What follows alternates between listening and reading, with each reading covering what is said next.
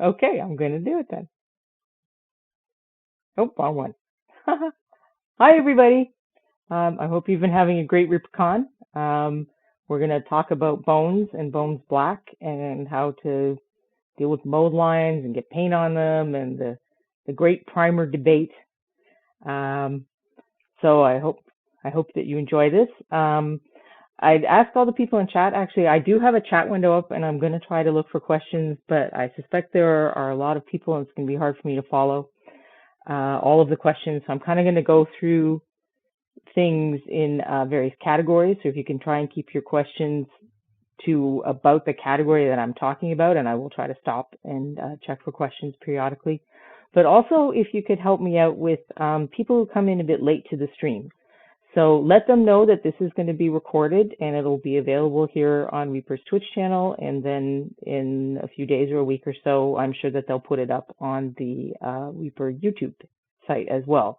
So if people come in and they're asking about topics that I already discussed, I'll either try to get back to that at the end, or they're just going to have to watch the restream.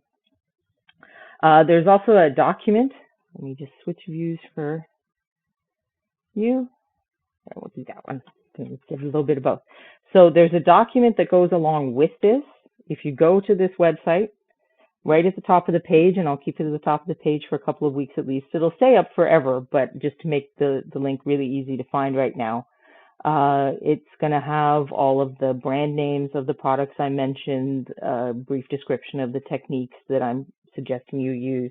So don't feel like you have to write everything down, or if, 2 weeks from now you're like, oh, I'm trying to do a wash right on bones and I don't remember how to do that. You'll be able to come get this PDF and have a reference. So you can also I'll mention this a few more times throughout the stream, but that's another thing, if you could help me out by letting people know about that. I'm pretty new to all of this video stuff. I've been trying to practice for the past couple of weeks and get a little smoother at it, but it's a lot of things happening at the same time to keep track of, and I want to make sure what I focus on is getting you the information that you need. So this is a printout of the handout that I'm talking about. So I'm going to reference that a little bit. So where this comes from, when Bones Miniatures first came out, there were a lot of debates about, actually, I think it's a little more focus up here. When Bones Miniatures first released, there were a lot of debates about, can you do this? Can you do that? What works? What should I use for, I want to do this? So I got a bunch of them and I tested various products and techniques, and I posted FAQ posts on the Reaper forums. So what I'm giving you here in this discussion are the best, the things that I found that I had the most success with. If you want to see everything I tried, you want to see pictures of, I tried various things to take off mold lines, and you want to see the pictures of what that looked like to make your own judgments about what might work, or you have products that you're wondering, was that something I tested and I didn't mention because it didn't work that well? The document that you can download has links to those forum pages, and there's also a lot of replies from people. I mean, those have been up for, 5 years or something now. So there are a lot of replies from other people sharing their experiences and the products that they've used. So if you only know me as more of I paint some of the models through the Reaper website. I'll do the Christmas miniatures or some of the Sophies. If you think of me as a display painter, you may be wondering, well, why is she talking to me about bones? She doesn't paint miniatures for gaming. And I don't paint a ton, but I definitely have painted them. So I'm going to show you a selection here. And then towards the end, I'm going to talk about good ways to store your bones figures. And I'll show off more of the figures that we've used in our games. So some of these were painted for games. Some of them were painted for practice. As a display painter, what I love about bones is they're just ready to go. So if I want to test something out, if I want to practice something I saw in someone else's tutorial, they're there. It's easy. I don't have to prime and prep and do all this stuff. And that, in fact, is what this one is. I'm sure a lot of you are familiar with James Wappel, and this was when he first did his painting pyramid videos. I got a few of those, and this was me using a bones figure to practice that. The bones black are a bit newer, and I hadn't painted a lot of those, so I painted this figure to test that out. And this is something I painted because I wanted to promote the quad color challenge. The entries have ended now, but you should definitely go look at them in the folder on the Discord There's some really interesting things what people can do with just 4 colors of paint. This was me practicing following a workshop that I took. This is me practicing using the airbrush. So bones are good for more than just figures that you want to throw on the game table, but they're absolutely fantastic for figures that you want to throw on the game table. So I will just put these aside for now. We may return to them later. It's possible we have some people here who maybe Bones 5 is the first time you ever heard of bones, or maybe you haven't gotten any at all and you're not sure what they are. So I just kind of want to talk about the different generations of bones. This is one of the original white bones figures. It was originally released in white material, and if you've supported or bought bones from the beginning, even now you'll still get white bones from the store. And as you can see, they're very rubbery, and that's what makes them great, because they're so light and they're so flexible. You can drop them, you can twist them, you can kind of abuse them, and they're like what they used to say about Timex watches. They take a licking and they keep on ticking. They've now started to produce more of the bones. So this is still the original formulation, the very bendy kind. They've switched over to more of this light gray. As you can see here on my camera, it's a lot easier to see. It's easier to photograph. Many people find this a little too bright when they want to paint. They can't see where the details are. So for a variety of reasons, they've switched to this gray. And I like the change. I think it's good. But now we have something called Bones Black. So the complaint with these, and I have some figures that we'll talk about in a minute, but I'll get them out now too. The complaint with the original bones is you would have things like this happen, where this is supposed to be a nice straight weapon shaft, and it is clearly very much not. And that's not necessarily a great look. So Bones Black is meant to be a compromise in the features that you get between the bones and the Bones Black. What happens here is this is a stiffer material, but that also means it's less durable. So I could, without very much trouble, bend this back and forth enough to break this off, where it would take a lot more bending before this actually broke off. So that's your trade-off. You get, sharper edges for some kinds of detail and things of that nature. You get straighter swords and weapon halves. But you do need to take just a little more care with them than you do with these, which people, I believe in the testing phase, Reaper literally drove cars over them. And I've had people, when we were at cons and we were first promoting the bones for the very first Kickstarter, we would throw them on the ground and tell people to stomp their feet on them. And there was one little kobold by the end of 4 days that broke, one of his ankles broke. And that was the only damage to miniatures that we were having people do that over and over again suffered. So that's what the bones and the Bones Black, that's why there's 2, that's why there's different colors. They're all PVC vinyl miniatures. Just there's slight differences in the formulation or slight differences in the color. So this is a problem that a lot of people suffer with bones. It's this bendiness. And I'm trying to think. I think I can mute. So the easiest solution for this, particularly these smaller pieces, is if you get a hairdryer on high. Often you can just apply the heat and it'll start going back into the position it's supposed to be without you even doing anything. Sometimes if it's really been, like I had these guys thrown in a plastic bag and they were all mushed together, so that's been held down that way for a while. I may need to take this and kind of, after it's heated, hold it a little past true, and then it should kind of go back to the position that it's supposed to be. It's a memory plastic. I think given that this is Twitch and people are going to worry if they don't hear anything, I'm not actually going to demonstrate this on screen, or maybe I'll do it at the end. But the hairdryer is all you need for these smaller pieces. If you're working with the larger terrain pieces, like some of the castle parts that came with the dragons, things that have the big fat bases, a better technique for those is you're going to need to boil water, put the piece in. You need to not let it touch the pan sides too much, because that could melt it. The boiling water isn't going to melt it, but if you touch it to like a piece of metal pan that's been heated to boiling, that could damage the material. and then plunge it into a pool of ice water. That will help it go back to its true shape that it's supposed to take.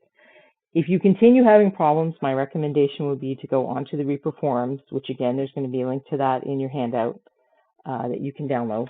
I'll put that back up for anyone who's late. Go here and just look for the first sentence on the page after the header bar, and you find a link to download the handout that explains most of the stuff. And there's links to the Reaper forums, or you can go on the Facebook or the Discord and ask other people. I'm going to be honest, I don't work with the big pieces a lot personally, so I haven't done this a whole bunch myself. I normally just use the hairdryer.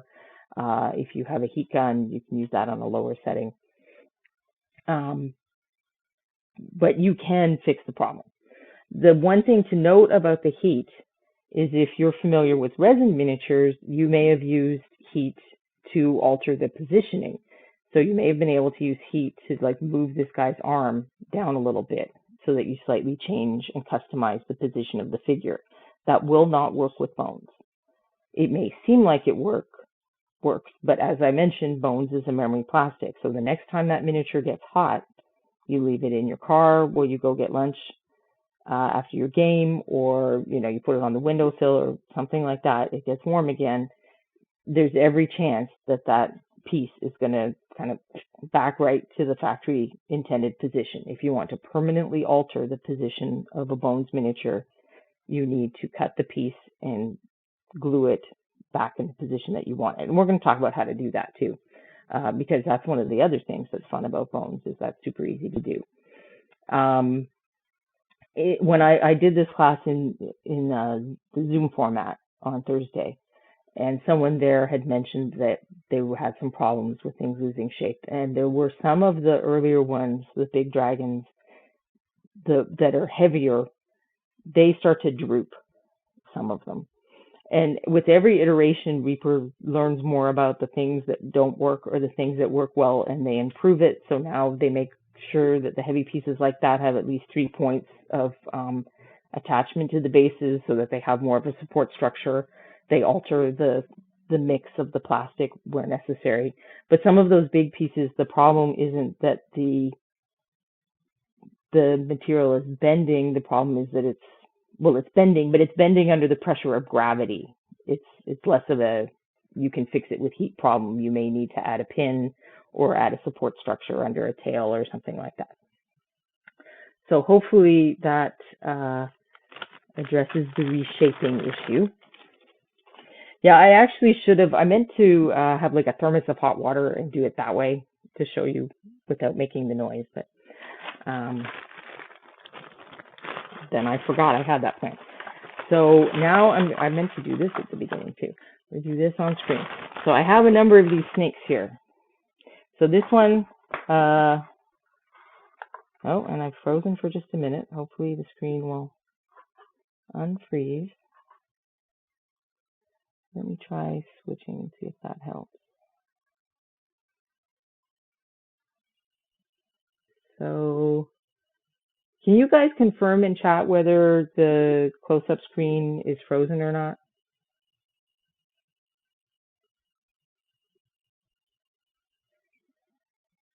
Yeah, if you're not seeing my hand wave in front of it, then it's frozen.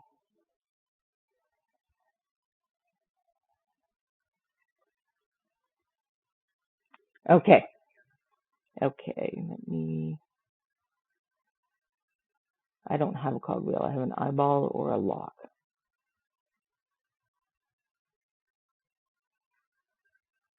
Up at, oh, okay. Yes, I see it now. All right, let me try. This is, oh, well, of course it would do this. Yes.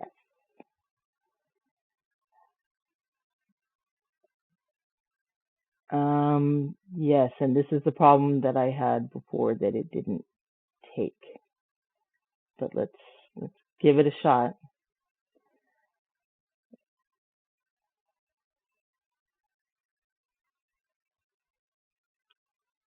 So is it working again? Yes. Okay.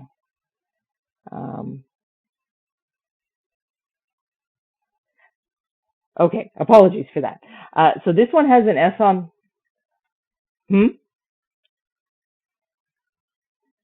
Okay, thank you. I'm talking to Justin. If you guys, if it sounds like I'm nuts, I'm talking to Justin in my ear.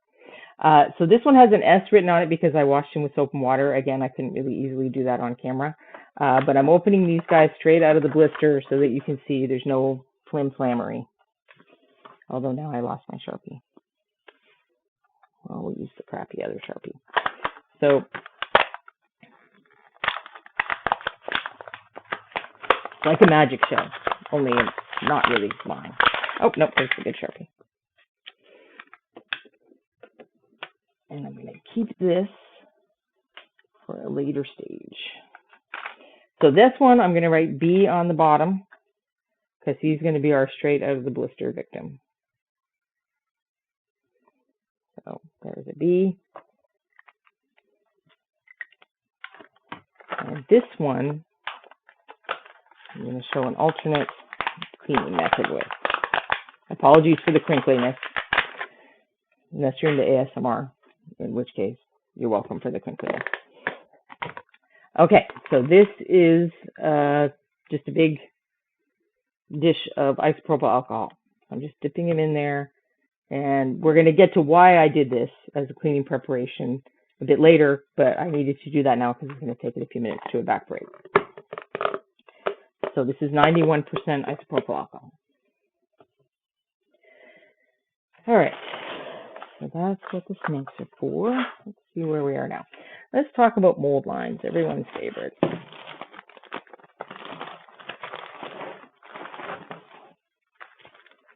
The scourge of the universe. So there's going to be more crinkly plastic. I apologize for that. I organized up the different topics by putting things in these plastic bags so that I would be able to keep track of things. Okay, so these penguins are bones black, and this giantess is the original formula, just so that we have a little bit of both to test on. So first, a disclaimer. I am not telling you to use knives. Reaper Miniatures is not telling you to use knives. I'm sharing a thing that I do, and you can choose whether or not you feel it is safe for you to do. If you are a young person, you definitely need to consult your adult guardian before you do any of this stuff. So, disclaimers aside, I tried to find miniatures with decent mold lines, but it may still be hard to see, you know, in the camera situation. And unfortunately, all of the original recipe miniatures I had are the white ones. So I'm not sure if you can see that. Let me try taking this light off for a minute. That there's a mold line down here along her shin. So what I would do is kind of like paring a carrot. What I want to do is just catch the knife under that line. Well, just in case we have any really new people, mold lines are a little ridge. If you think about an Easter bunny, how there's a little ridge around your Easter bunny because it's two halves of chocolate that are put together, that's kind of how the mold of a miniature works. So there are two halves together, and then they inject the material, whether it's metal or plastic or whatever, into that, and when you pull it apart, you get a little ridge line where the mold met, and that's a mold line. And you don't have to care about them. I mean, if you're painting on your game table and they don't bother you, no one says you have to remove them. This is information for people that do bother. So you kind of want to catch the knife just under the mold line, and then it's like you're peeling a carrot. So this is a standard size 11 X-Acto blade. You may even be able to see that on the camera. They work, but I find that they will get dull within 2 to 3 like normal person size miniatures. So something I found that works a bit better is a scalpel.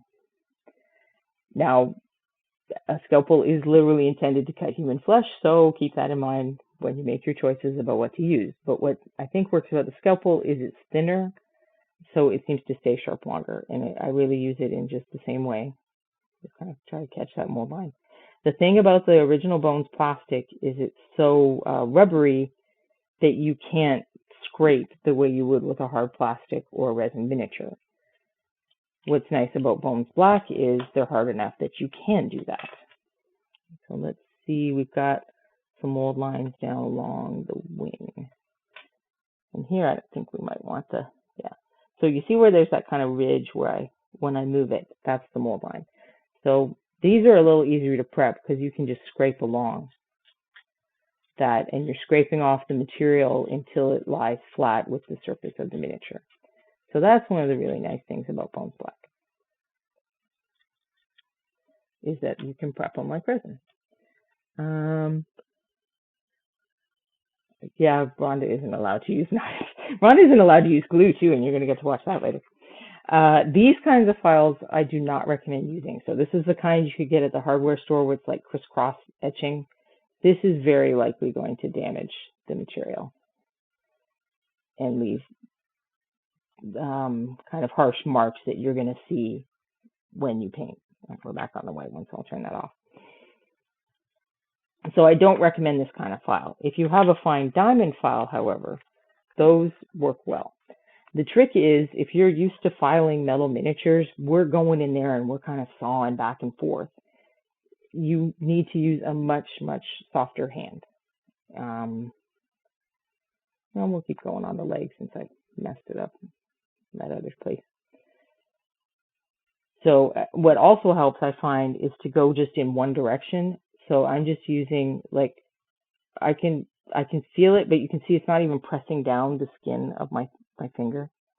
When I'm talking about a light touch, that's what I mean. Like, you could do this on a baby and it's not going to bother them. And people find this a creepy metaphor, but I'm trying to emphasize, you're not in your wood shop. This is a light, gentle motion. So you do that. And then if you've got kind of little gribblies, just even more lightly go in the opposite direction. It can be hard to find good diamond files, particularly if you don't get to look at them in person, if you don't have the kind of store where you can do that. What I recommend is searching for 2mm diameter files. That should get you something about this size that is appropriate for miniatures. Some years back, I ordered a bunch of cheap files that were made in China, and I got some that were about this size. I got some that were like incredibly tiny, which occasionally is handy for getting into those like little tiny armpits. And then I got a few that were too large, but they work great on metal. So they all ended up being usable. It was just a question of what I can use them for.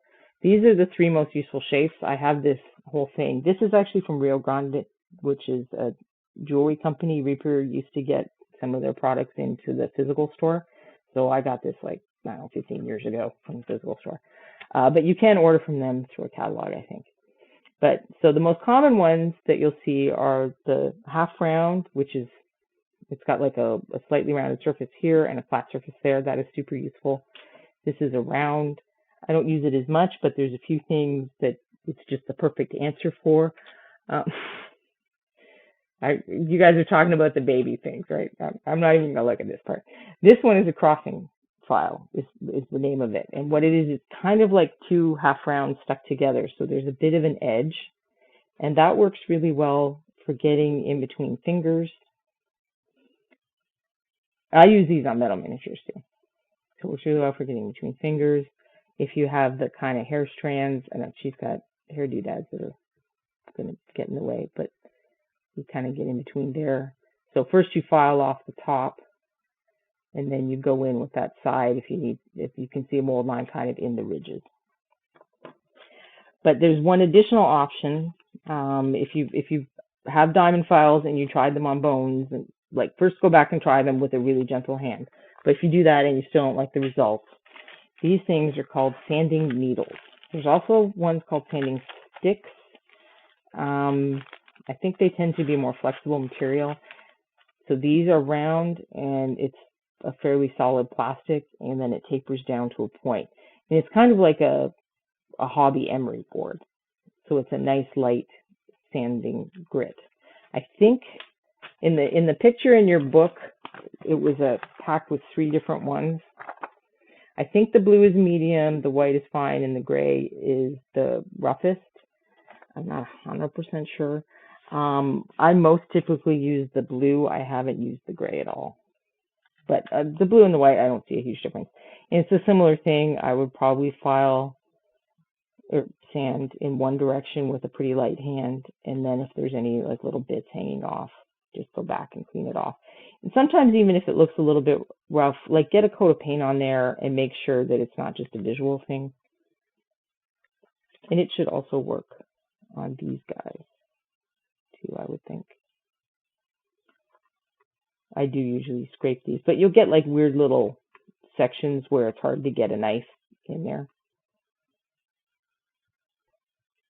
And see, there, this is one of those places where, and I get this on metal miniatures too, it looks like there's a mold line there, but there's probably not as much of a one as it looks because I've been filing on it.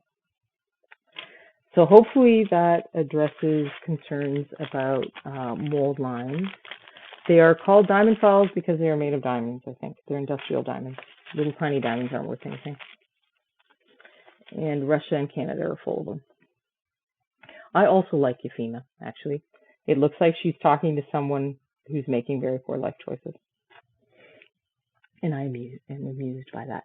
What are the names of these things again? So this is in the handout you can get, and there's a brand name, which I think is Alpha Abrasives. But I'm pretty sure there's a couple other brands, and they're called sanding needles. If you search for sanding sticks, because I always forget and call it sanding sticks, you'll find different things. It's more like literally hobby emery boards. But the hard plastic, I think, makes these look better. I have seen them in Hobby Lobby. I would also check Hobby Town and see if you can find them there, especially if you're not super pro Hobby Lobby. So that was filing and scalpel blades. Oh, so the scalpels, I did forget to mention, this is a standard X-Acto handle. If you buy scalpel handles, they're like this cheap, flimsy plastic. They're pretty short too, because they're intended to be one-use tools if you're using them for cutting up people, because there's germs on them. So, but they fit fine just in a standard hobby knife handle. So that's where I put them. I'm leaving those out because they're going to be relevant later.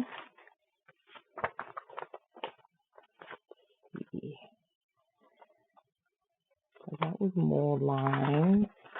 Yes, let's talk about glue. And assembly and whatnot. So I don't know if ReaperCon's watching, but some months ago I was putting together a bunch of bones, and he got like a really annoyed text message from me about how annoying it was to put together a bunch of bones. And he's like, "Well, what glue are you using?" And I was using gel glue from Hobbytown, which is what I've used for years. And he's like, "Well, we all like this."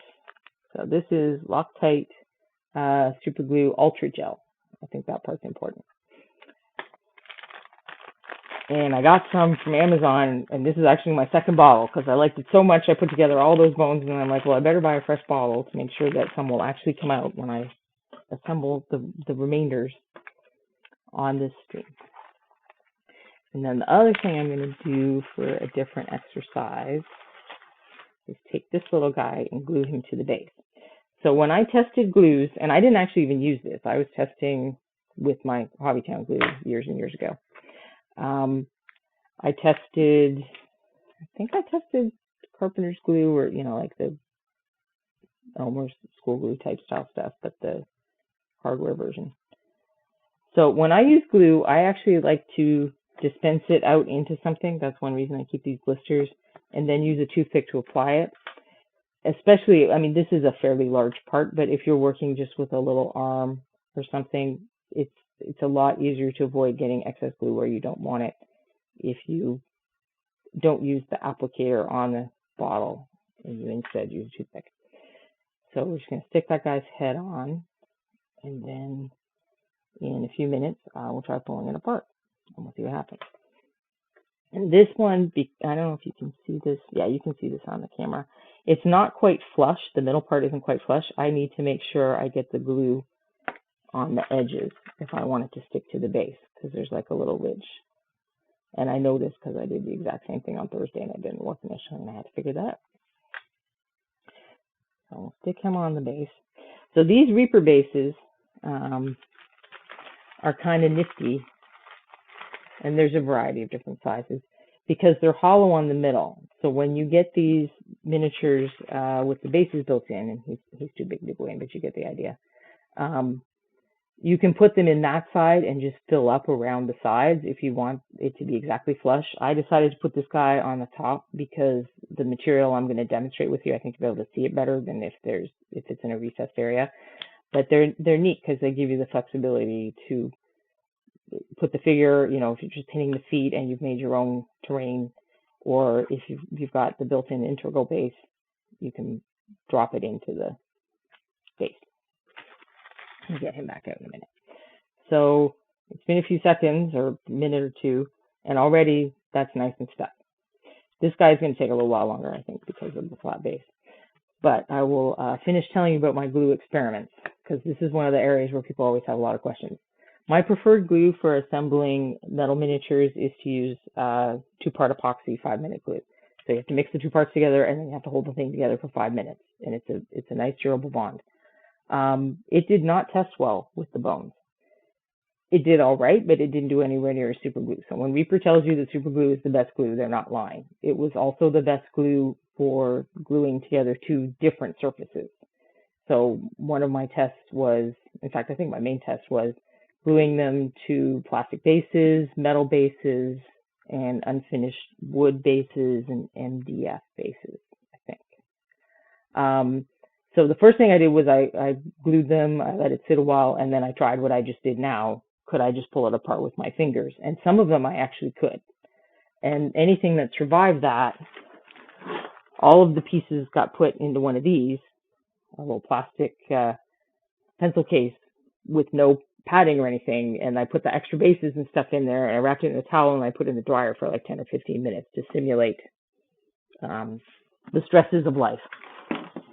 And the super glue bonded ones were the ones that passed those tests the best. The one material it didn't work with, that eventually it came off even in the dryer, was gluing to raw wood. And I think that's because it's raw wood and it soaks up so much of the glue that it's not enough to form the adhesive bond.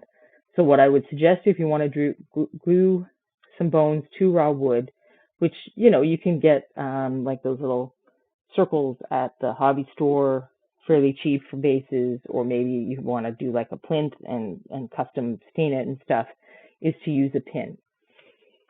So I can't get into the whole deal with pinning. This is another one of those things. You can talk to people on forums or on Facebook or whatever. But this is a pin vise. You get a little drill bit. I mean, the bones material is like super easy to go through. You make a hole, and you make a hole in the corresponding, you know, in your wood surface. Then you use something like a paper clip in your hole, and that gives your glue something additional to adhere to. Definitely do this with metal miniatures. I don't think it, you know, for putting this guy's head on, something like that isn't necessary for bones, but if you're gluing a bones to a non-plastic surface, this will help you guarantee that you get a sturdier bond. I did not hang a finger under a metal girder and see if he just hung from it, because their bones, they're so light. That's why that's why they don't get damaged. So yeah, the glue tests I was talking about are one of the things that are in the booklet. So if you came late, you're going to be able to go here and download a PDF that's going to give you all the products and the general techniques that I'm talking about. This video is also going to be available for you to watch again on Reaper's Twitch channel here, and then after a week or so, they post things up on their YouTube channel. So don't worry if you missed the beginning, you're fine. So we'll just get rid of him for now. I think I need the glue. Let's talk about, actually I do need the glue because we're going to talk about conversion next, I think. Yeah. The desk is a cutting surface, I know, but it's new still, so I don't want to mess up my next cutting surface. Okay, so one of the fun things about bones, and this is if you get a chance to come to in-person ReaperCon, like you definitely want to do this, is they do I can't remember what they call it. Someone will say in chat. Do like a bones conversion class. And my video froze again. Just 1 minute.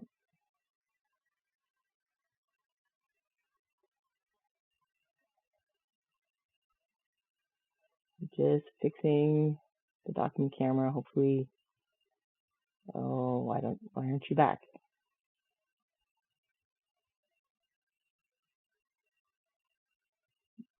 I'm sorry, what was that, Justin? Yeah, the document camera seems to have died. But it's not, I can see its display, but it's not showing up on, yeah.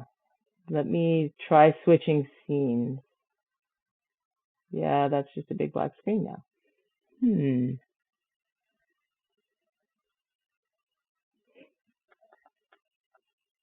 Okay, can you, can people still hear me? If people can still hear me, I am attempting to solve a technical problem. And let's see what happens. So far, it looks like nothing happened. Should I try turning it on and off? Okay. So I'm turning my, the close-up camera is a little fiddly. So for some reason, it has decided to stop transmitting to my Twitch stream. And now it's booting out. So it's a moment of suspense while we find out if we can get it to work again. Still booting. All of this stuff seems like it takes 1,000 years.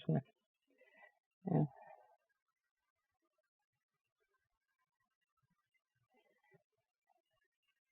Okay. I can do what with it?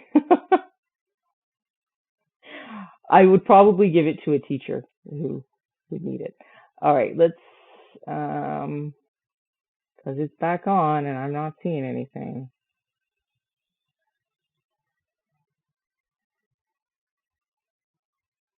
There we go. Excellent. Okay. So as I was saying, if you, and we may, if we have enough video problems, I may try to do just a straight through video where I run through the spiel and Reaper can post it sometime. Or next time I get to visit Reaper, you know, and whenever that's a safe thing to do again. Anyway, let's not dwell on that.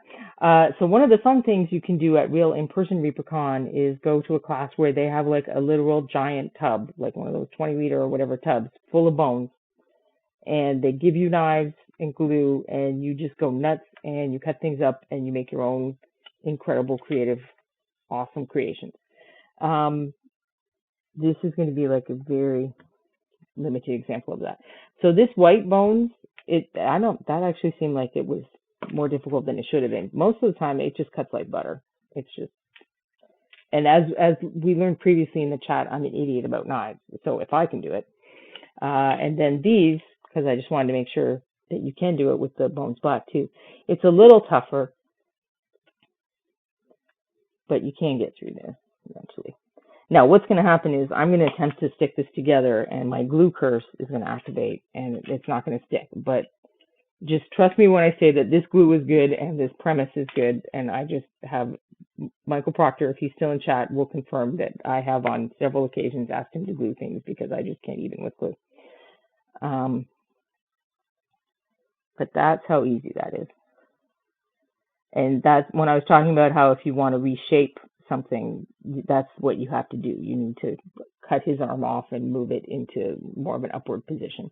And now I made this, whatever this guy is, more of a mutant. That was something I forgot to mention in the beginning. I hope none of you are in there asking what miniatures these are, because I don't know. You're going to have to ask each other that. When we get asked to paint them, they usually don't have names and numbers yet. Or I forget, or I just got like, you know, this guy's probably from my original, oh, we're not very much in focus. This guy's probably from my original vampire box. Is that better? That's not better.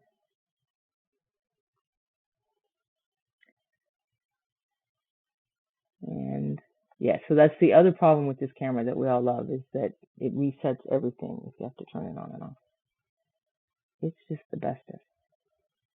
So now I'm having to go through a menu of like 6 different things and click them off. Okay, hopefully we have returned to not horrible video quality. So that's how easy conversion is. You can go nuts with that. So if you have pieces like you don't love the steampunk ones or whatever, that's a nice thing to practice with. For that, you'll notice I use the hobby knife, not the scalpel. The scalpel is thinner, so it's not going to work as well for cutting things. It's great for mold lines, but it's not as good for the cutting things. And I did mean to show these things. So these are track clippers, flush cutters. There's a variety of names for them. This particular brand is Huron, and I really do recommend it. I have weak hands, and I can do this on metal stuff, no problem. It's not as great for doing this as a knife, if you can use a knife, because you'll notice this end kind of got pinched together. So it does cut flush, but it cuts flush on one side. So if I wanted to use both parts of this for my conversion, I'd have to then go back and cut this part flush and lose part of it. But you can cut, if you don't like integral bases, you can cut them off of metal miniatures, usually with these even with my sad weak hands, I can do it. So that tool is not mentioned in the handout, I don't think, and this tool is not mentioned in the handout. Those were things that came up in the discussion in the previous class. They weren't sort of directly bones related. So that was conversion. Now let's talk about gap filling. So you've got your mold lines off, you glued your guy together. What if there are unattractive gaps? Just one stone lurker. It was all the tentacles came off one guy. And I figured his body would still make a fun monster just on its own. So if you look at here, there's an unattractive gap. If you look over here, you don't see it as much. And that's because in my Thursday class, I was showing off this material that we're going to talk about right now. So the easiest way to fill this kind of gap is this material. Let me find, and these products are in your gut. So this is so big, I'm going to actually hold it up here before I put it down under here. This is something called flexible modeling paste by the company Liquitex, which is an acrylic paint manufacturer. The Golden is another art store acrylic paint manufacturer, and they call theirs molding paste. You may also be familiar with Viejo plastic putty, or a product from Games Workshop called liquid green stuff. I'm pretty sure they're all the same thing. And it's largely, there's probably some fillers in there, but it's largely the stuff that makes acrylic tube paints really thick. So depending on how much you need, and I'm going to show you a couple different things you can do with this, this is going to be cheaper to just run out and buy this bottle. It's going to be about the same price as a bottle of paint, and the same with the Games Workshop product. But this is way cheaper per ounce. So if you had friends that you wanted that also do the same hobby, it's going to be more cost effective for you to go buy a big tub of this stuff and split it up. But if you're hardly ever going to use it, you may find it more effective to just go a small one. I'm not showing you the green stuff as an example. I did buy some once years ago, and it dried out because their paint pots are a little non-optimal. So I might not recommend them because of that. So you can use standard sculpting tools with this product. There's a metal one. I have another one here. And you can also use the silicone tools. But since it's usually tiny gaps, I'd either use like the dental pick style one, or I most often just use toothpicks. So you get in there, you see it's kind of like frosting. It's really easy to make ridges with it. And ideally, I should dispense this to a little plastic, a little blister pack or a plate or something, because eventually the air contact is going to dry it out. And you just kind of, so I'm going to be a little bit sloppy. Don't panic, because there's another cool feature of this stuff. Okay, that was maybe a little sloppier than I intended. You figure out how to work with it after a while.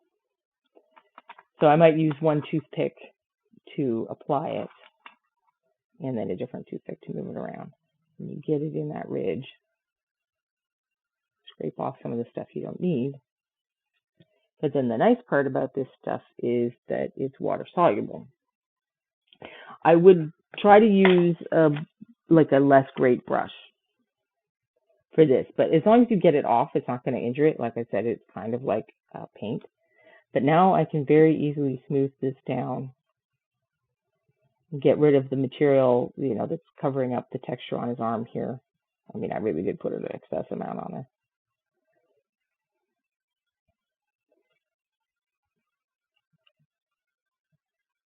But because it's like acrylic paint in that it's water soluble when it's wet, it's really easy to use. So you can see now it looks pretty much like the stuff from the other day. And this will be ready to paint before we're done talking today. Such a small amount as that might be ready within about 10 minutes. This stuff is called flexible modeling paste. Viejo calls their version of it plastic putty, and Games Workshop makes something similar called liquid green stuff. So like I was saying, it's water soluble while it's wet. So if you did have it on your tool, you want to rinse your tool off and scrape all that stuff off before you let it dry. It becomes harder to get rid of. This stuff dries a little flexible, hence the name. I think one of gold, like Liquitex may even have one that dries firm. Because bones are a little bendy, I think the flexible one is a good choice with them. I don't think it makes a huge difference, but actually I'm not sure why I closed that up, because we can do some other cool stuff with this. Put him inside. So this is why I made this little base guy. Now imagine that I had put him on the recessed area. But I can use this to just make texture around there. You can get texture paste too, and you can get them from the art store as well as companies like Viejo. So there's a sand one is a very useful one to have, because you can make it look like dirt, or you can make it look like desert sand or a beach for all our pirates that we just got. Works for all kinds of things. So that's a quick way to deal with integral bases if you prefer to have a uniform size of base for your figures. So you can, oh gosh, I froze again, didn't I? All right, let's try this again.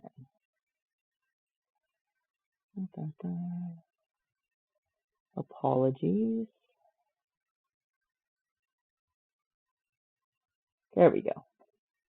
So I'm not sure where this froze. If they may have this modeling price at Michael's. If they don't, you would probably be able to order it online.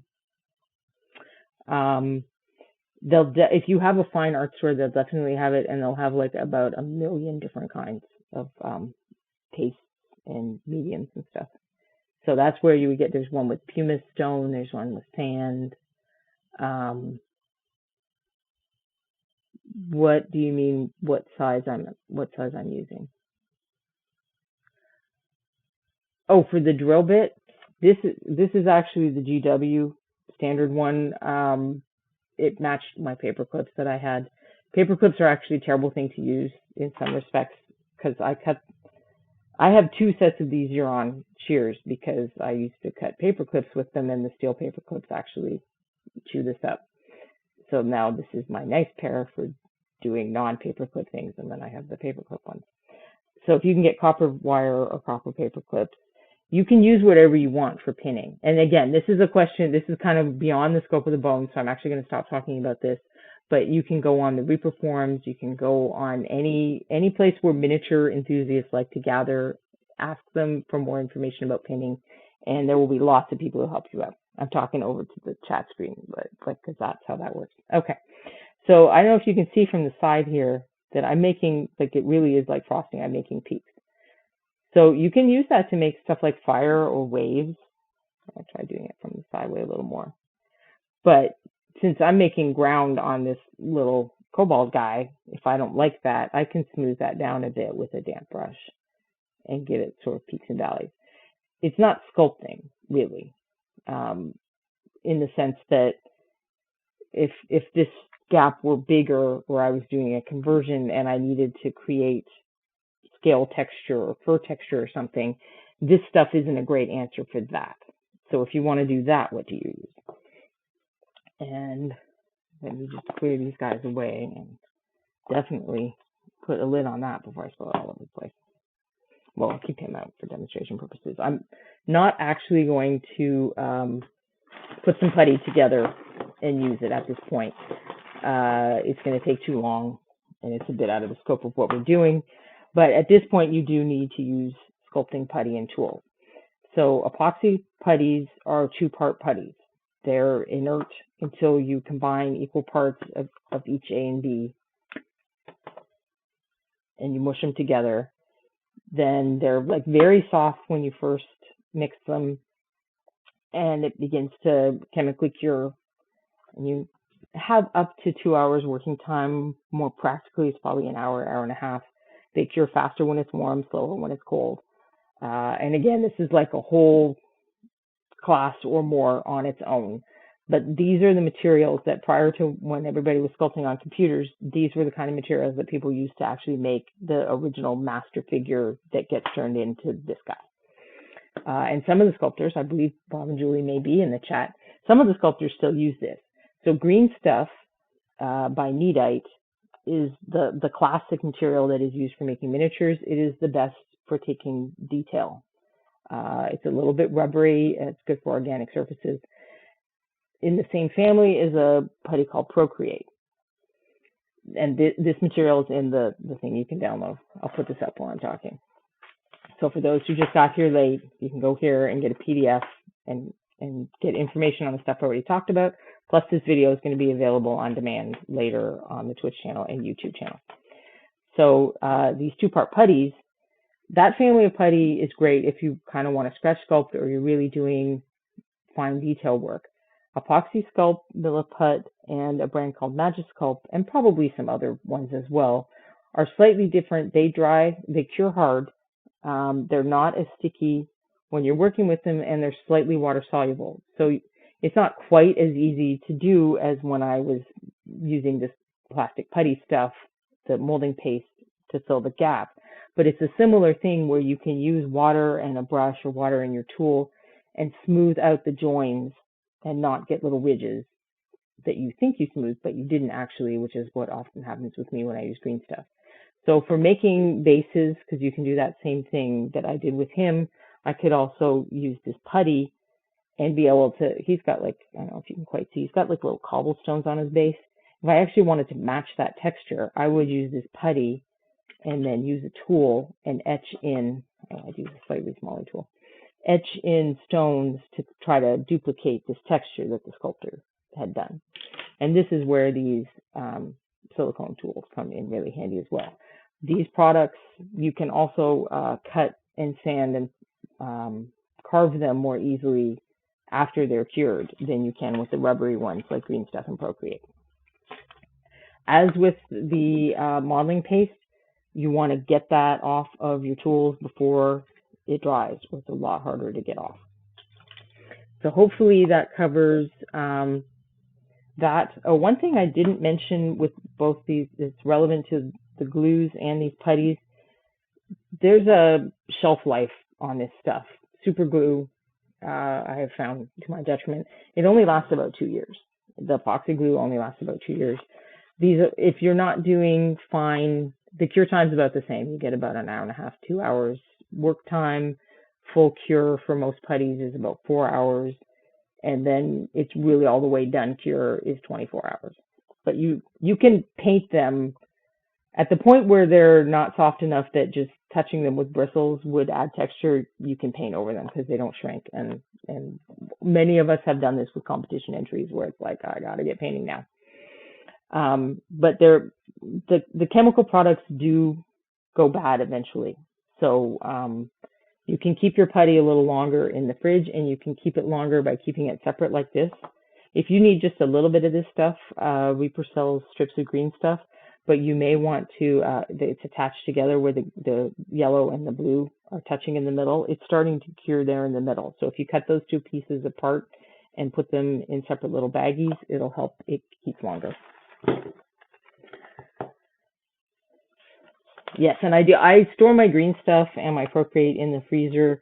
This epoxy sculpt, my first batch I got from Gen Con, and I used it for like 8 years, and it's definitely not as nice as the fresh stuff, but for just doing bases and stuff, it works fine. So we talked about cutting, we talked about sculpting. So preparing to paint, cleaning. This is why I have my sample snakes. So for those who weren't here at the beginning, I have a snake that and the people in chat can confirm, I took this out of the blister, I wrote the B on it for blister, and then I didn't do anything with it. This is one I prepared earlier by cleaning with dish soap, scrubbed it with dish soap and a toothbrush. So he has S on it for soap. This guy got a dip in a Tupperware full of rubbing alcohol. In this case, 91% isopropyl alcohol. He does not have anything on him because Sharpies are alcohol pens. So if I'd written something on him, it just would have come off anyway. And the purpose of this is, so you can paint bones straight out of the blister, but it is a slightly, well, there's two reasons to do this. So people experience problems with the paint beating up and kind of rolling off the surface sometimes. So we call it a hydrophobic material. It's allergic to water. It doesn't like water. But there's another problem with this. So this Mr. Snake here that just came out of the blister, maybe the guy who was packing the boxes full of these in China just had a nice greasy lunch, or maybe the person who unpacked them in Reaper and packed them in the blisters had a big greasy lunch. Or maybe you had a big greasy lunch when you took him out of the blister and you're going, oh, he's so cool, and you're rubbing your finger oils all over him. The same thing with metal miniatures and resin miniatures. In fact, it is even more important to wash those. They coat the mold with a talcum powder for metal miniatures and other stuff for resin miniatures. You want to get all the gunk and oils and everything off of this before you start putting paint on it. First, the paint will apply better, but it will also stick better long term in terms of your paint job is going to stay sturdy and not get scratches and make you sad. So those are preparation things you can do. And then, did I not? Hold on. There's something I'm not sure I prepped, but I thought I prepped. So I'm just going to grab one of my guys for class later. So this is a paint handle. If you can, stick your figure down to a paint handle. This is an old Pro Paint bottle. I've used wooden spools, dice cubes, dowels. There's like a million different things. Pill bottles, prescription bottles are excellent for this actually. A million different things you can use. But again, I'm going to be touching this instead of touching the figure, so I'm not getting finger oils on it. And the other benefit is it's really easy for me to turn it around and get different places. You get less hand fatigue. So I recommend sticking them down like that. If you're used to Flauta bases or bases with a texture, you've probably used poster putty for that. And that won't work well on the flat bottom bone bases like this guy has. And I know that, well, see, so poster putty will probably work on this base because there's texture under there. And I know I had flat, there we go. But it's not going to work great on that. You can use like just standard double-sided tape, but there's a slight curve under this, or if I had this little cobalt, if the people were here from the beginning, notice there was a ridge around the end. So what I like to use is 3M, and I'm sure there are other companies that make this. It's called mounting tape. And you can get it in different widths. This is like a huge pack because that's how much I use it, but you can get like just a small little thing. I've seen this in pharmacies as well as the hardware store, big box store, but it's double-sided and it's got a little foam give. And you can even reuse this. Usually you can pop the bones off and pop another one on, and it's more than tough enough that if I had a heavy metal, if I had this in metal, which I had painted in metal, and it was flat bottom, I would not have any qualms about turning it upside down. And the camera's frozen again, isn't it? Yep. Okay, fixing.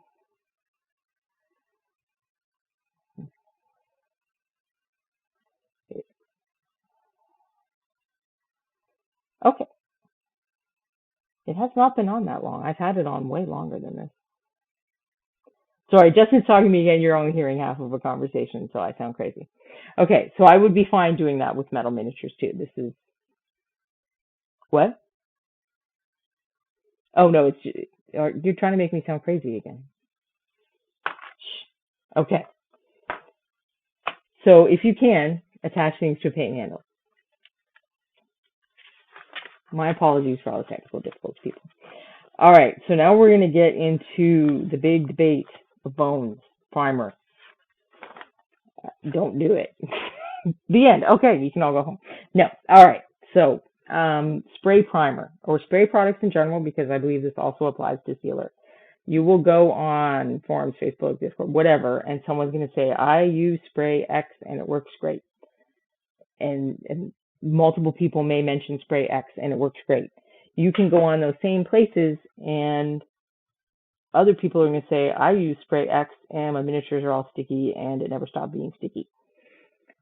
There's something in the accelerant, in the chemical makeup, I don't know what it is, but there's something in spray products that does not consistently play nice with bones. I think part of the reason why one person, and in fact, very recently I read something and said, well, I use this all the time and then I prime some guys and now they're sticky. Climate and weather conditions, I think, affect this a lot. It affects any primer anyway. And a lot of primers are weird about not telling you the optimal conditions, but I use Duplicolor Sandable Primer from the auto store for my metal miniatures, and it's very clear. This is the lowest temperature, this is the highest temperature, this is the most amount of humidity that should be in the air when you are using this product. And you're taking a risk of it not working optimally if you use it outside of those conditions. I think the Bones plastic and the sprays together are just more sensitive to that. So someone saying something works great and they live in Arizona, someone in Florida is probably not going to have the same result. You also do not need it. In my durability tests, which again, you can go on the website at the Reaper forums and see the pictures and review for yourself which things had the most chips and dings and all of that on the paint job. The ones that were just Reaper paint to start with worked the best. Like they experienced the least damage in my stress test, which I also put painted miniatures in the dryer loose in the plastic box to stress test the various preparation methods. Some of them I tested naturally by taking them conventions and carrying them around in one of those boxes. But so that is the official line of Reaper. That my experience and testing confirms that. If you choose to use a spray product, okay, but I would test on miniatures that you don't like very well. So the problem is, like, let's say you believe me that it's not going to help your paint job be sturdier. So that's not, if that's the reason you're priming, you don't need to prime. But there are other reasons to prime. So what are some solutions to those things? So let's go through some of those. Okay, so also just a note that I tested most frequently with Reaper paints, and I really genuinely use Reaper paints most often. I suspect most acrylic paints will work about the same. I have heard the most issues of people that I've heard having are with Viejo model color specifically, not the game color, not all Viejo products, just the model color specifically. But I've also heard of people having a lot of problems with rub off on those on metal miniatures that were primed. So I think it's just a more fragile paint. It's probably not the ideal paint to use if your main goal is painting gaming figures. So if your reason is to help the paint adhere, just don't use primer. If your reason for wanting to prime is you want to start a particular color, Army Painter makes like green and red and whatever color primers. And maybe you're painting 20 orcs. So if you could paint them green, then you've already saved some time because you got like 30% of the color they're going to be is already painted. Just use Reaper paint instead, or another acrylic paint. You can apply paint with an airbrush, and you can even thin paint and apply it through an airbrush, and it'll apply just fine and be a nice sturdy coat. So if you really like priming for a particular reason, I would recommend that you get a cheap airbrush from like Harbor Freight or something. You can get canned air propellant. You don't have to buy a compressor. Eventually, the cost of that would be the same as buying, 5 or 6 or whatever cans of primer. Depending on if you've bought like entire hundreds of Bones figures, it may be worth your doing that. I brush prime a lot because I usually want to start gray or whatever. Well, I mean, I don't prime for Bones figures. When they were still white and I was using them for classes and they were hard to see, I'd just paint the whole thing gray to make it more even color, but I'd use a brush. So another reason people like to prime is to zenithal prime, and here I'm going to reference my picture. So this is, you paint the figure black, and then you use a spray can from a particular direction to apply white paint to get either, it helps you just visualize where the highlights and shadows go, or as a starting point, because you can kind of use thin paint over that, and then boom, your figure's painted. This version was done with a spray can, and I just took my chances on that being a bones. And this one I did with an airbrush, and you can see with the airbrush the result is much smoother. So this style of technique works even better with an airbrush. So if you like doing this, it's worth getting an airbrush to do it with. You don't get that speckly look that you get with the spray can. Slightly different but similar thing is you like to prime white, but you like to do a black wash over it. And I feel like I had a better guy to demonstrate this one. So what's happening there is people like the white primer because it's good for working under bright colors, but they want to get something darker in the crevices, or they just can't really see very well when something's bright white. So they like to apply. So what I'm going to do is mix up two different washes to wash directly over the bones, and I'm going to mix a whole bunch because for video purposes it's better to have more than less. Okay, so this one I'm just going to mix with water. I'm going to find out how hydrophobia works.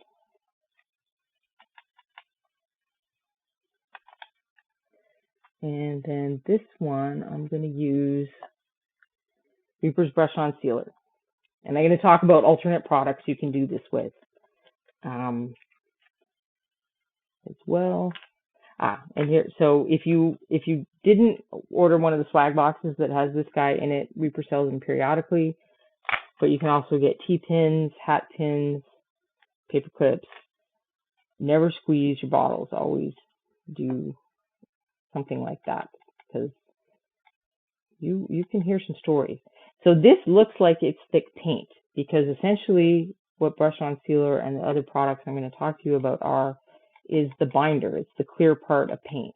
And then they put different colors in it to make the different pigments in it to make the colors.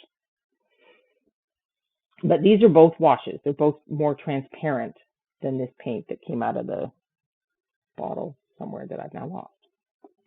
But we'll find that in a minute.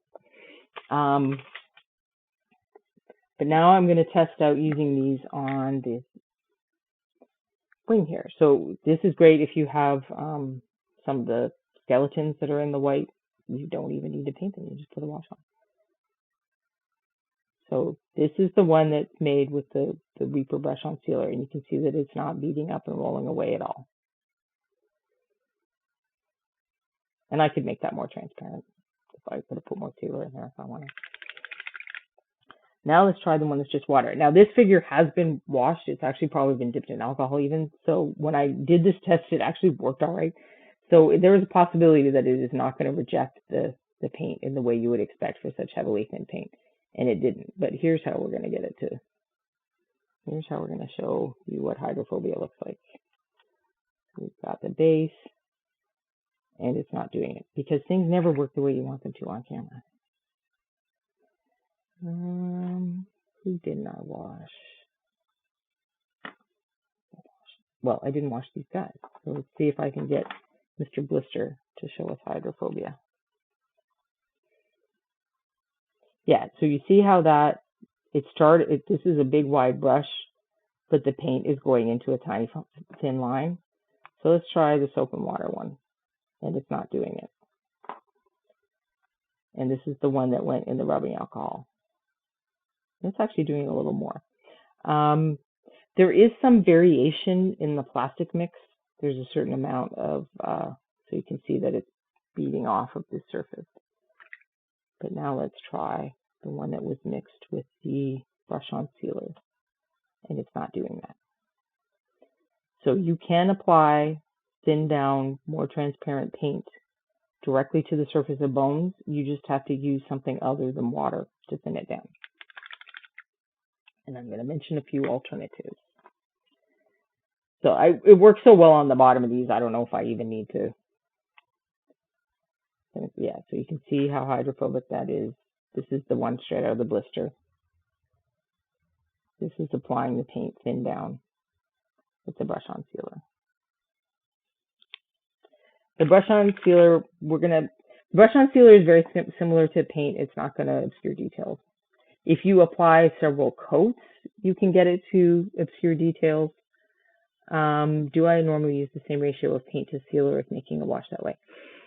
If I'm doing the wash on a surface that's already been painted, if there was already an initial coat of paint on there. So once you get a coat of paint on bones, you can thin your paint down for glazes, you can thin them down for washes, you can use every single technique that you would normally use. It's just that first coat on the surface that's going to experience this hydrophobia thing. So if I were doing it at a later step, I might do half sealer and half water, or I might not. If one of the things you don't like about doing glazes and layers is how watery the paint is, and it makes it harder to control. Brush-on sealer works great for solving that problem too. So typically, if I were doing it on an already painted surface, I would do half brush-on sealer, half water. If I want to go directly on the bones, I'm going to go all brush-on sealer, maybe 3 drops brush-on sealer, 1 drop water, and see if that works. But let's talk about the other products real quick.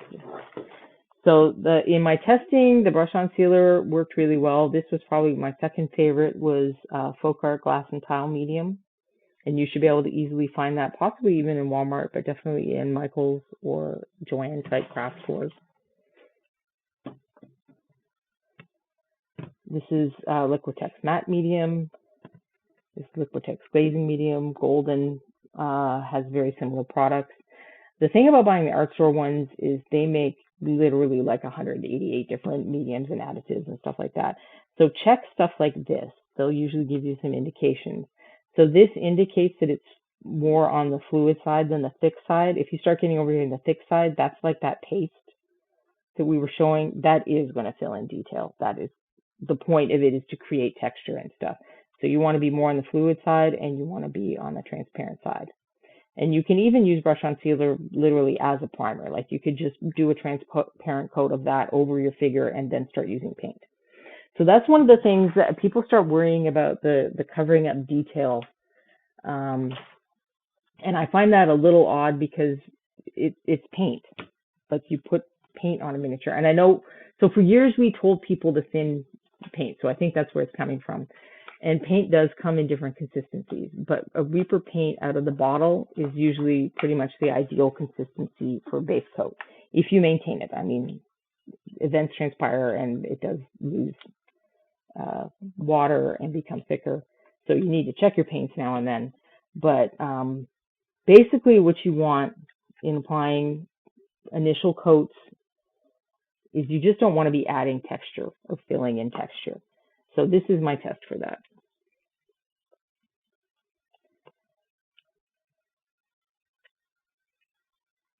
The mediums are very good for thinning metallics, though, if you want to thin them, because the metal flake stays in suspension more.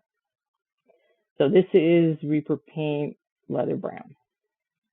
The others are various Liquitex paints that I got. Well, I bought this one, but the other ones I got at demos at my art store. So my test for, is a paint going to fill in my texture or cause problems? Is it the right consistency for a base coat? Imagine my brush is a boat and it goes through the water and it leaves a wake. You want that little wake to fill in as quickly as possible. So you can't even really see the path of the brush on this brown one, right? You can already see that it's a much different story here on the, I think this is Liquitex Soft Body. So it's fairly close to miniature consistency, but that ridge is staying there. I would still need to thin this down if I were going to apply it directly to the surface of a miniature. These are heavy body paints. It's like that molding paste that we were looking at earlier. I can literally make peaks and valleys with it. That's great if you're painting a canvas painting. And there are applications, this is why I have the tube of white, there are applications for it in miniatures, but not for applying your basic coat to it. So you can see those sideways even. That's going to add texture to your miniature. This runny paint that's floating around the blister now is the same thing as this brush-on sealer.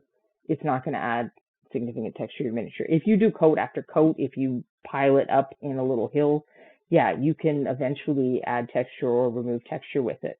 But this is no different than a spray of primer. Like that's adding a few microns to the surface, adding a coat of paint, or brush on sealer is adding a few microns to the surface. It's not a significant difference in terms of losing your texture. And I know we did yell at you guys for years to thin your paint, but paints were being sold more in this consistency. And there are still some brands of miniature paint that are closer to this, and you may need to thin down a little with water before you apply them to any miniature. But if you're using Reaper paints or paints that are about this consistency, you should not be worried about filling in your details. So hopefully that allays that concern. I would use the brush on sealer to thin metallics. I would use it over using water, in fact, because the little flakes, the little metal flakes, are actually heavier than most pigment colors. So it falls out of suspension really easily if you start mixing water in. All right, let me...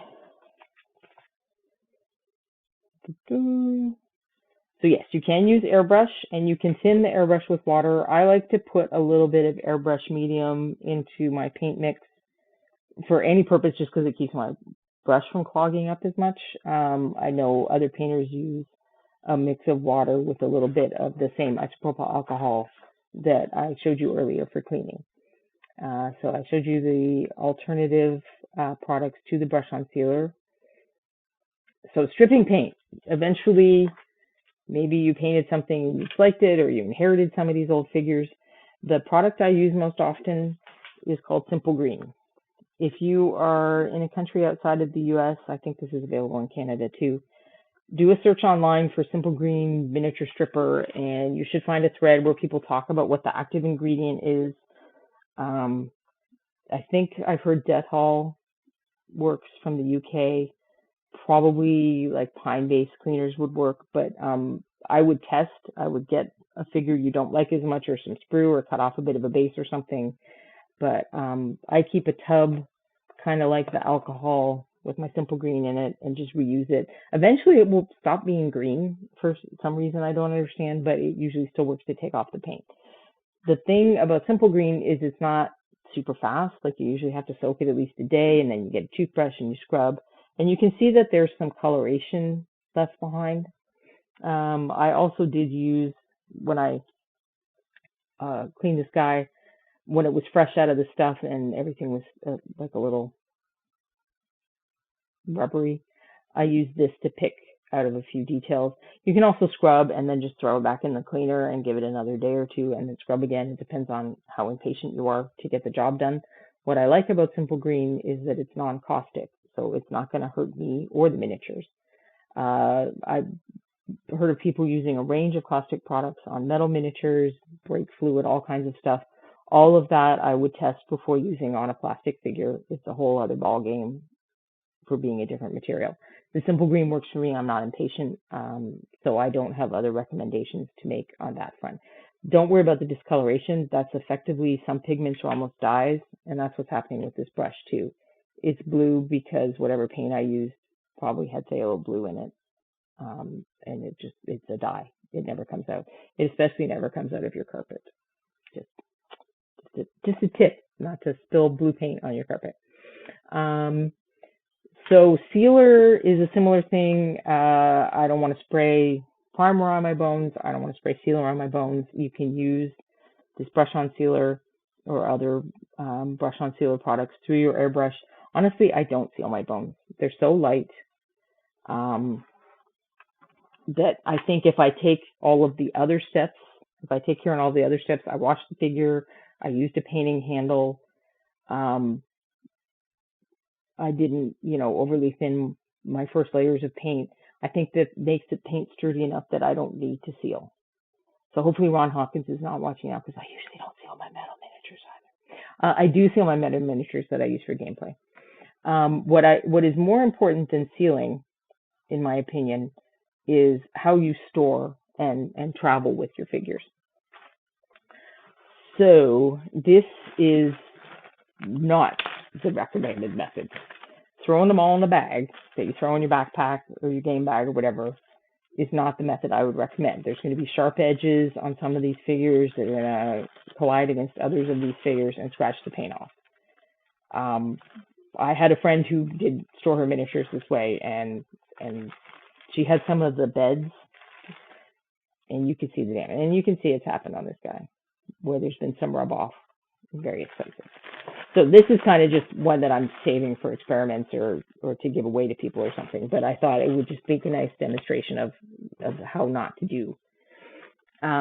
This is from, I think it was Kickstarter 1 or Kickstarter 2. They had some plastic carrying cases, and they had these foam square things in them. These work, but you do have to be aware of a few caveats. Well, let's put them face up. So see, even more bones in my paint. And this one's even a pirate. So you see how he just stuck a little when I pulled them out? That can make the paint come off a little. But a bigger problem is these figures, and particularly these Sir 4 scales, they don't fit in the cube. And you can see exactly where Sir 4 scale doesn't fit in the cube is exactly where the paint is coming off, because this has flexed back and forth every time it's been taken out and the lid's been closed, and it pushes down on that, and that's what's damaging my paint. You can see the parts of him that do fit in his section are fine. So that's because that's a flex point, and I haven't treated it correctly. There is a bottom section that has bigger squares in, and once I started noticing this problem and I kept the figures in the larger squares, I stopped having as many problems with this. So if you have a pluck foam file, it's a similar thing. Make sure you pluck out a square that's large enough to fit the entire figure in, and you're not having it scrape against the sides when you're pulling it in and out. These figures were all gamed with. These are my gaming figures. They are not sealed. I will be fine if you do this all day long. I mean, it's not optimal to do it all day long, and I don't want to store them like this and have them shifting around against each other. But for gameplay, it's just like, oh, I killed the orc. That's not going to make the paint come off.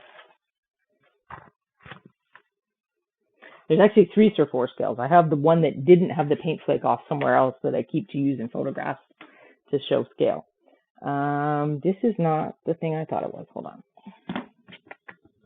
There we go. This is the new figure carrying case that Reaper is selling. That's barely going to fit in here. So this is the eggshell style foam, and I like this. I think this is going to work better.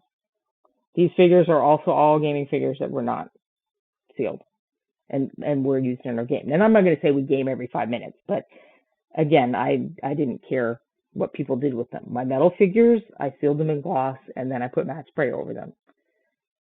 But I didn't care what happened to these guys. So this method, I think, is going to be better because it's not going to flex them as much. They're not touching each other directly. You can do something similar to this with Tupperware containers or these plastic pencil cases.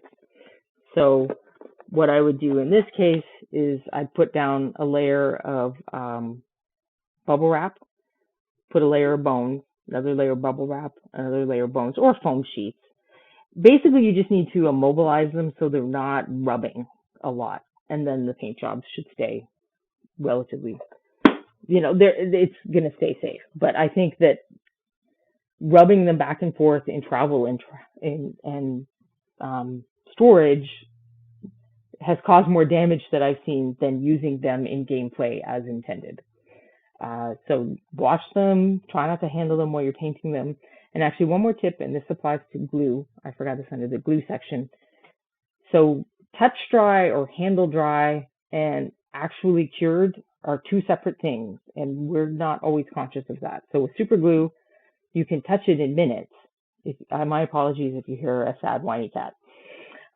So super glue, you can touch it in minutes. It doesn't fully cure for 24 hours. That's one of the other reasons I use 2-part epoxy glue, because it fully cures in an hour. So I can be confident when I'm handling and painting a metal miniature that where I pinned the arm on or whatever, that's as good as that bond is going to get.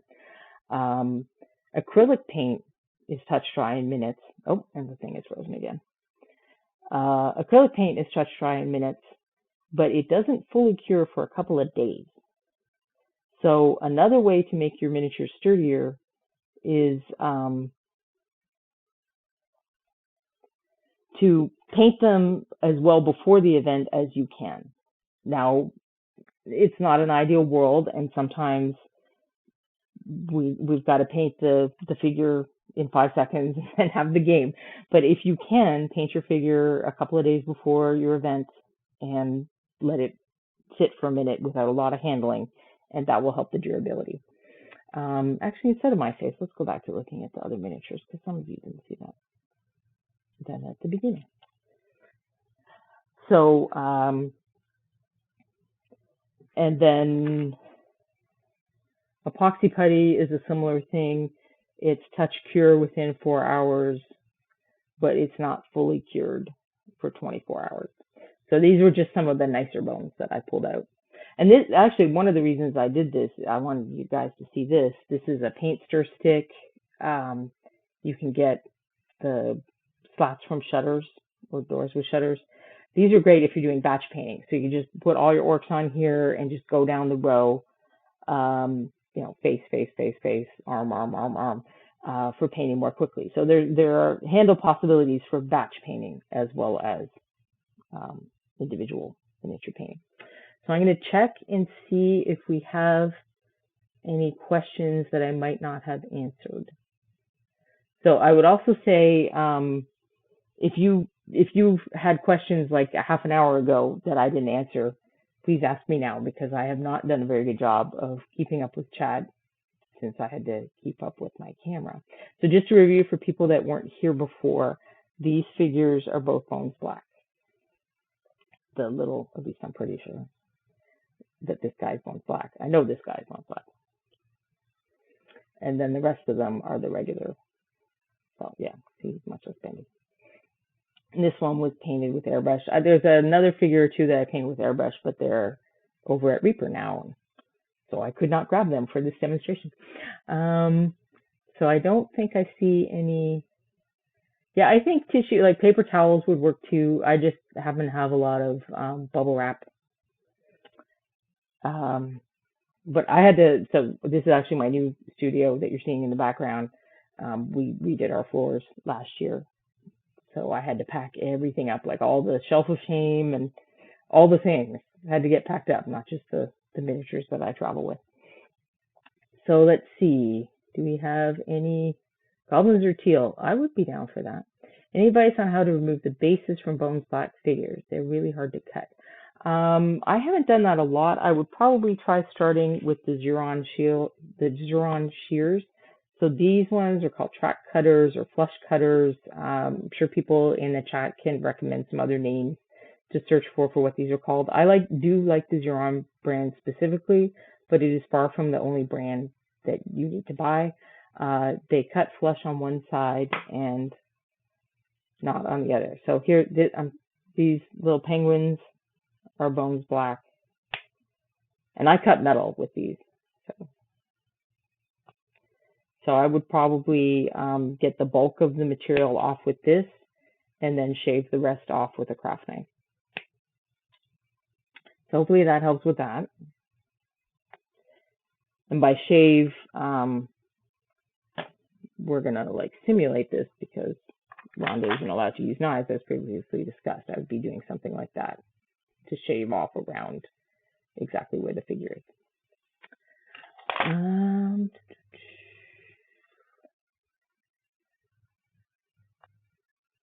So, no other questions? Slice here. Slice this off. You can, there would be two ways to do this. So, you can kind of get in there and start getting under it. Oh, and the camera's frozen, so you can't actually see me doing that. Let's see.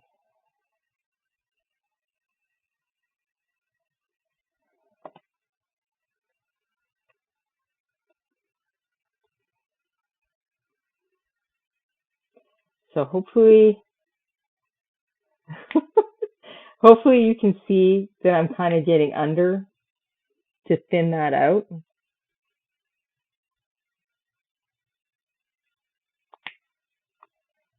You can also sand.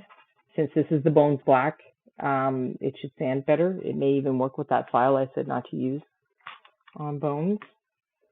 Because this is how I do it with metal ones. Yeah, I would carve with the knife first, and then maybe just do that as the.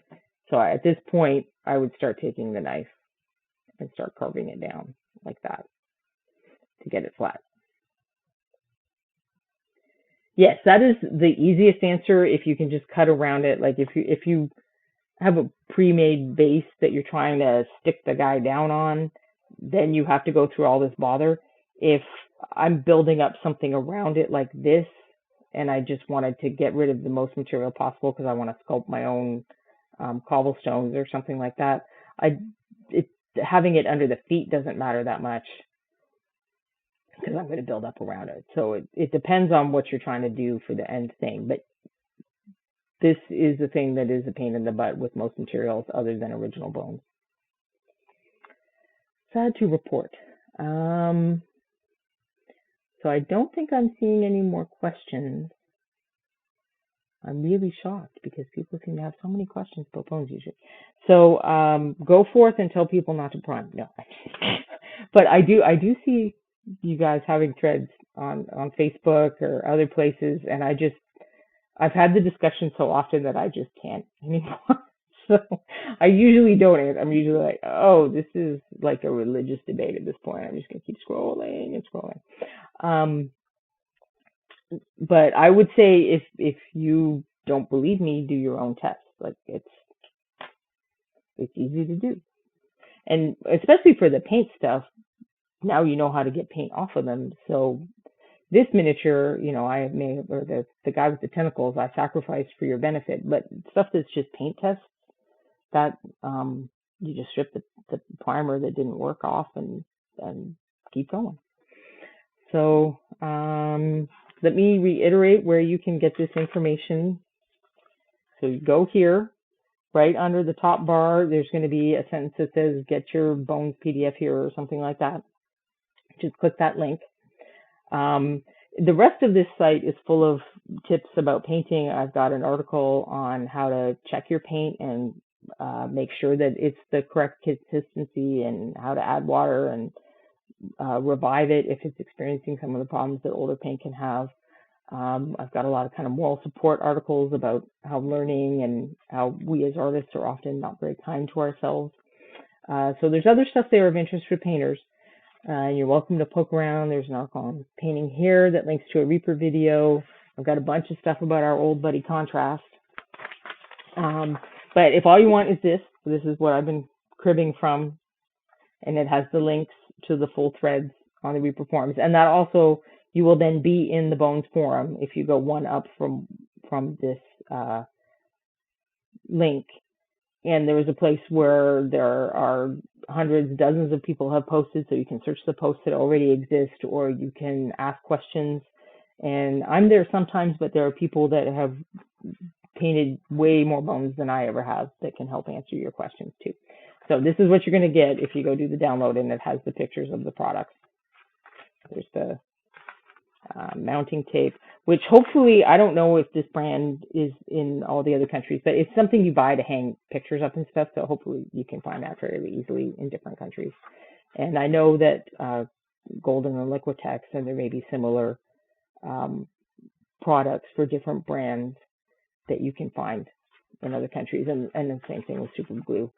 I'm from Canada and I live in the US now, so I'm not aware of all of the things you can get, but hopefully you can get equivalents. And that's another thing to go on forums to talk to people about, or on the Facebook page or the Discord, anywhere people that like to do this hangout.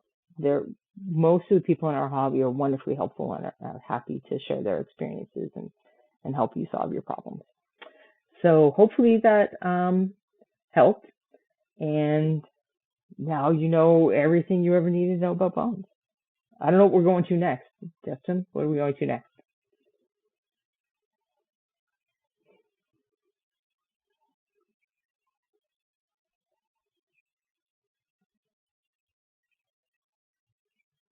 Oh, that's right.